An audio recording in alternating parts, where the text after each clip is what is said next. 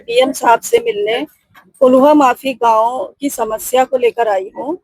जिस गांव में आज तक बिजली नहीं आई है, सबसे बड़ी बात तो यही है और सबसे बड़ी समस्या उस गांव की यही है कि उस गांव में कुछ 120 वोटर्स हैं और वहां पर पोलिंग बूथ बनाया हुआ है और सेंट्रल गवर्नमेंट का रूल है कि जहां पर बिजली और पानी की व्यवस्था हो वहीं वहां पोलिंग बूथ होना चाहिए।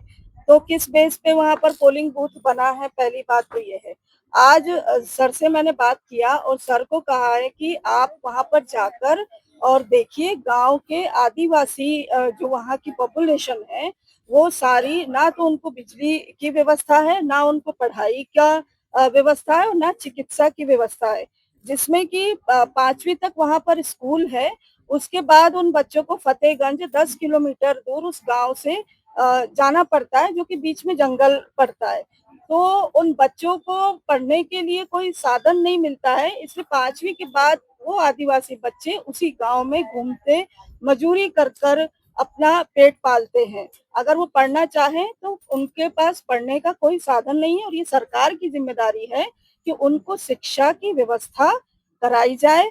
तीसरी उनकी परेशानी है कि वहां पर चिकित्सा, मतलब वहां पर कोई डॉक्टर जो है वो नहीं आकर बैठता है। अगर डॉक्टर इलाज के लिए उनको जाना है तो 10 किलोमीटर फतेहगंज जंगल के रास्ते से जाना पड़ता है, जिसमें ना कोई वहां पर एम्बुलेंस की व्यवस्था है। अगर कोई वहां पर रास्ते में दम तोड़ दे, कोई प्रेग्नेंट लेडी है, माँ बच्चा दोनों ही साथ में मर जा रहे हैं क्योंकि ज्यादा पेन होने की वजह से वो हॉस्पिटल नहीं पहुंच पा रहे हैं। तो इतनी ये बहुत बड़ी और गंभीर समस्या है। इन सभी समस्याओं को मैंने डीएम साहब को बताया है और उन्होंने मुझे आश्वासन दिया है कि वो वहां पर इस वीक में किसी भी दिन समय निकाल के जाएंगे और उस गांव का निरीक्षण करेंगे और बिजली की व्यवस्था तो वहां जरूर कराएंगे।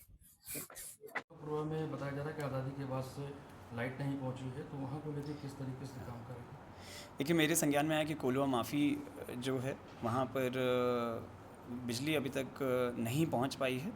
तो इसकी मैं अभी जांच करा रहा हूँ वर्तमान में, और एक्सियन हाइडल के माध्यम से जांच आख्या मांगी गई है कि वहाँ पर वर्तमान में क्या स्थिति है और उसको कैसे बेहतर किया जा सकता है। इस संबंध में जांच आख्या मांगी गई है। उनके द्वारा हमसे दो से 3 दिन का समय लिया गया। वो वर्तमान में जांच चल रही है, उसमें अग्रिम कार्रवाई की जाएगी वहाँ जांच शिक्षा प्राप्त। स्वास्थ्य की भी कमी है। जी, उस संबंध में भी हमारे संज्ञान में आया है। उस संबंध में भी जांच कराई जा रही है संबंधित अधिकारियों द्वारा, और बहुत ही शीघ्र जो है मेरे द्वारा भी वहाँ क्षेत्रीय निरीक्षण करके सभी अधिकारियों के साथ सभी कमियों का प्रयास किया जाएगा और उनका निस्तारण कराने का।